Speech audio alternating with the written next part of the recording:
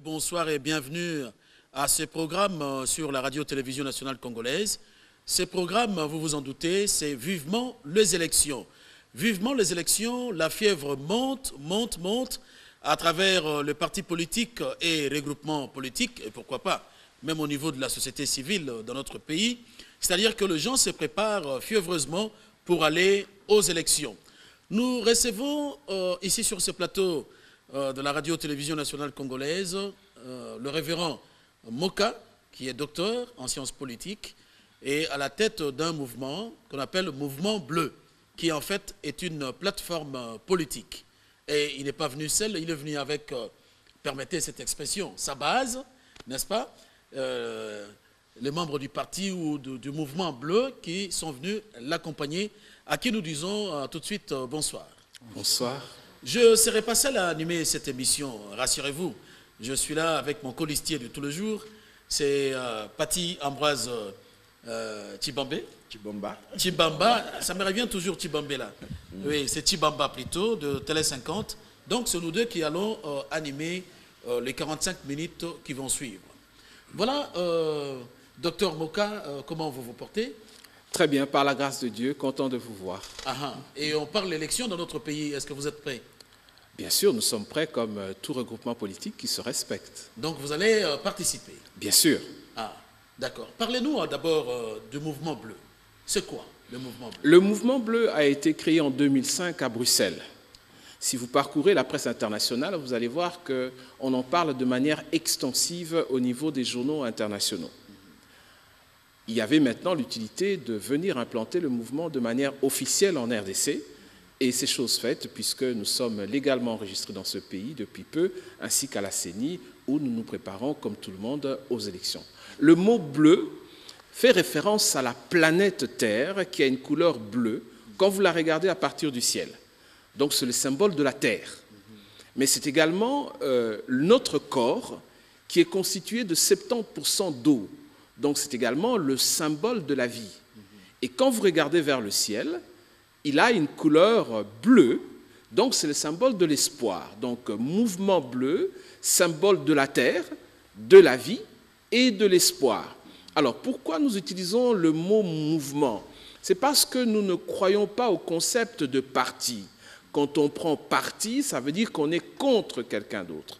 Alors que dans le mouvement bleu, nous sommes des centristes, c'est-à-dire nous ne sommes ni de la majorité ni de l'opposition, parce que nous considérons qu'on le trouve de bonnes personnes aussi bien au niveau de la majorité qu'au niveau de l'opposition. De la même manière, on trouve aussi bien de mauvaises personnes au sein de la majorité qu'au niveau de l'opposition. Alors le mouvement est également lié à la flexibilité, au changement. Évidemment, il y a la référence subtile au mouvement du Saint-Esprit. Parce que pour ceux d'entre vous qui me connaissent et qui me regardent aujourd'hui, j'en profite d'ailleurs pour saluer les membres du mouvement Psaume 23, qui a été créé dans ce pays en 2003, eh bien, ça fait également référence au mouvement du Saint-Esprit. Donc, il y a l'importance de l'Esprit de Dieu dans ce que nous faisons au sein du mouvement bleu. En tout cas, Paty, les explications de tout à l'heure m'ont... franchement, comment dirais-je, étancher ma soif par rapport à cette dénomination Mouvement Bleu. Et je ne sais pas si vous avez une question. Moi, je voulais plutôt rebondir là-dessus. Qu'est-ce que le Mouvement Bleu va apporter à cette sphère politique que nous vivons? Ce Mouvement Bleu, il est-il orthodoxe? Il est religieux? C'est quoi votre base? La substance qui constitue le Mouvement Bleu? Tout à fait. L'objectif, la mission du Mouvement Bleu, c'est de générer, d'inciter, de mener une révolution culturelle pour avoir la renaissance du Jardin d'Éden au centre de l'Afrique, c'est-à-dire dans notre pays, la République démocratique du Congo. C'est cela la mission principale que nous avons.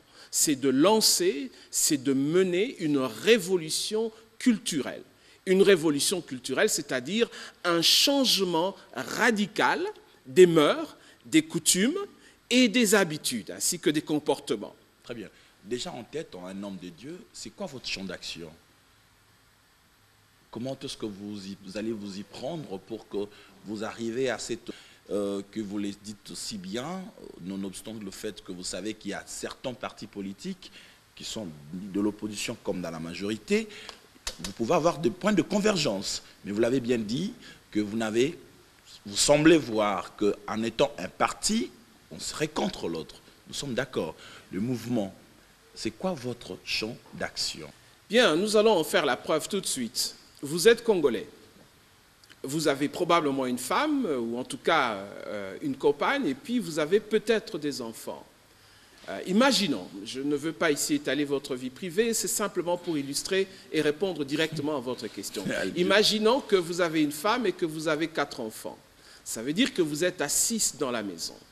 Eh bien, dans le mouvement bleu, nous disons que lorsque nous prenons nos responsabilités de manière officielle au sein des institutions, c'est-à-dire au sein du gouvernement et du Parlement, nous vous offrons, à vous, 500 $ par famille. Je m'explique. Nous avons fait un calcul que dans chaque famille en RDC qui travaille, nous pouvons plus ou moins estimer, et excusez-moi si les chiffres ne sont pas tout à fait exacts, nous pouvons estimer qu'il y a environ 3 millions de familles qui travaillent dans ce pays. Eh bien, si vous travaillez, admettons que vous gagnez, je ne sais pas moi, 2000 $, que votre femme ne travaille pas, rien que le fait que vous travaillez et que vous êtes légalement enregistré au sein des institutions congolaises comme étant quelqu'un qui travaille, c'est-à-dire qui paye ses impôts, eh bien, nous, en tant que futurs gouvernants de ce pays, nous vous rajoutons à 500 $. Prenons un autre exemple. Vous gagnez 500 $, votre femme en gagne, disons, 300. Ça fait 800. Nous rajoutons aux 800 un 500 $, ce qui vous fait 1300 $.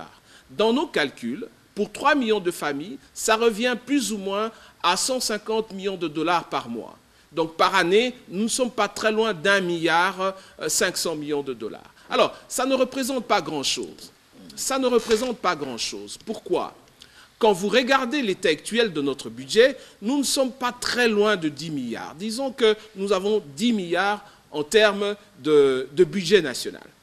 Eh bien, 1,5 représente quoi? Ça représente plus ou moins 15% de ce budget. Alors que dans le mouvement bleu, dans le plan Marshall que nous avons construit et qui a eu l'aval, qui a eu, je dirais, l'accord des experts américains, européens, israéliens, russes, j'ai peut-être oublié une nation là-dedans, eh bien, le social, nous consacrons 25% de notre budget au social. C'est-à-dire, dans le cas d'espèces actuelles en RDC, avec un budget de 10 milliards de $, eh bien, le quart de ce budget, c'est-à-dire environ 2,5 milliards, seront consacrés au social. Or, dans le calcul que nous venons de faire, nous donnons à peine 1,5 milliard de $, ce qui est bien en dessous de nos objectifs. Je vais aller plus loin. Vous payez l'électricité, n'est-ce pas? Si je vous proposais de recevoir l'électricité de manière gratuite, vous seriez d'accord, bien sûr. Alors, si maintenant je proposais que dans les 500 $ que je vous donne, que je puisse retirer 20 $ par mois de manière à payer directement aux compagnies d'électricité, serez-vous d'accord? Bien sûr. Il vous reste 480 $. Admettons que je vais un peu plus loin. Vous avez de l'eau à la maison, de l'eau que... Voilà. Eh bien, je vous donne cette eau de manière gratuite. Êtes-vous d'accord? Bien sûr que vous êtes d'accord. Je retire encore 20 $ par mois, il vous reste encore 460 $. Eh bien, puisque vous êtes père des familles, puisque vous avez 4 enfants, imagine que je vous offre maintenant de construire une villa pour vous, avec évidemment 5 chambres et un jardin. Pas trop grand évidemment, mais un jardin raisonnable. Eh bien, si vous êtes d'accord, je suis sûr que vous pourriez être d'accord, je vous retire 90 $ par mois. Il vous reste encore combien? 370 $.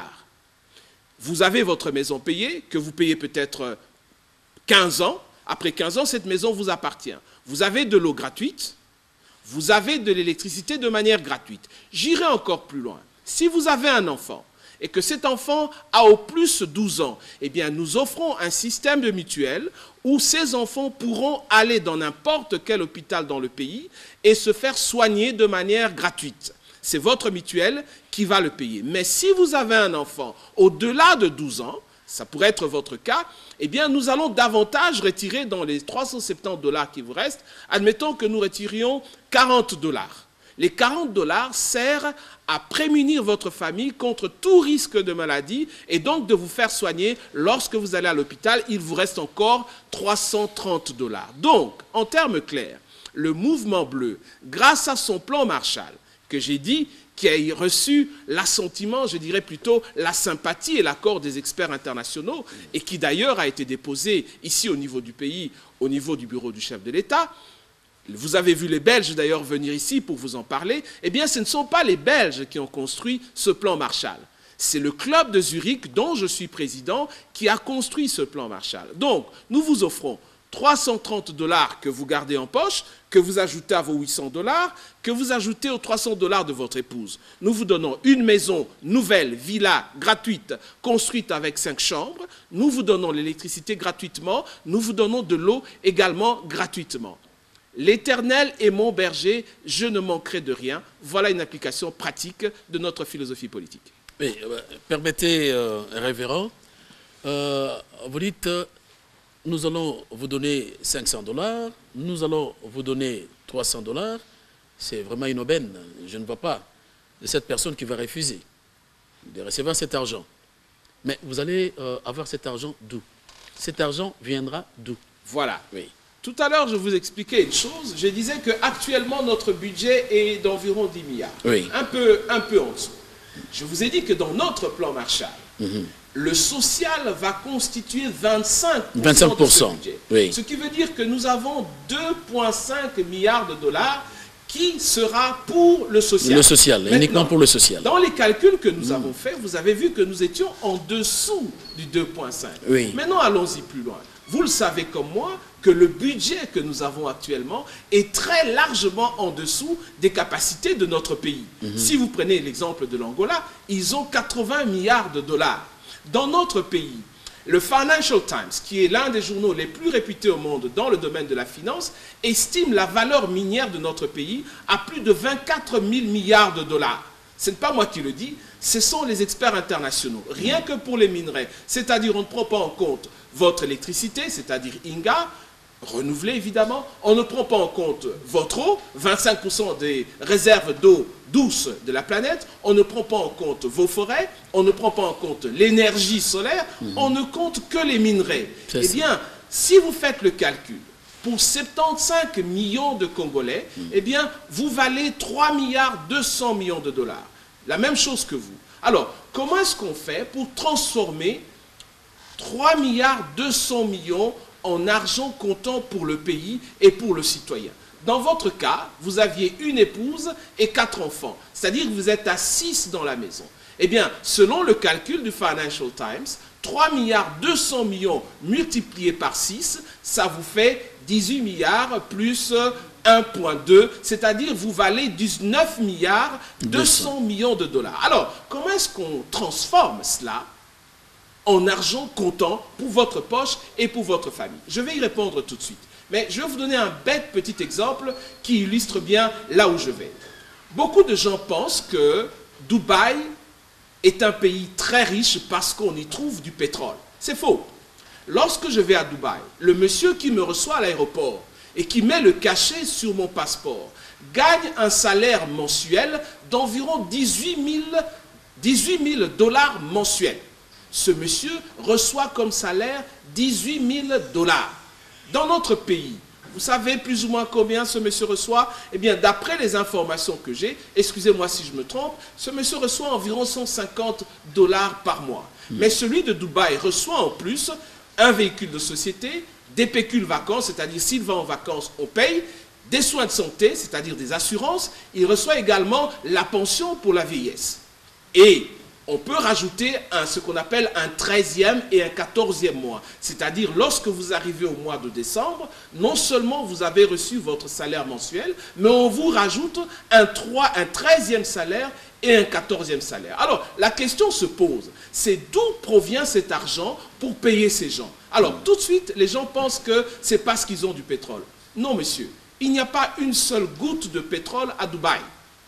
il y a du pétrole à Abu Dhabi, il y a du pétrole au Qatar, il y a du pétrole en Arabie Saoudite, mais il n'y a pas de pétrole à Dubaï. Alors, bon Dieu, comment faire dans un pays désertique où il n'y a pas une goutte de pétrole pour atteindre ce niveau de standing? Eh bien, c'est très simple. C'est simplement grâce à la matière grise et à la créativité de son leader, dans le cas d'espèce, le Cheikh Mohamed. Eh bien, utilisons notre matière grise pour la RDC.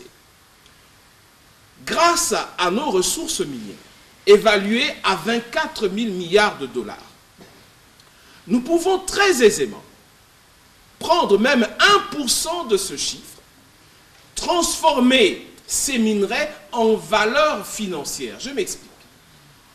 On fait ce qu'on appelle un carré minier. On sort les documents qui sont liés à ce carré minier. On le présente à la bourse de Toronto.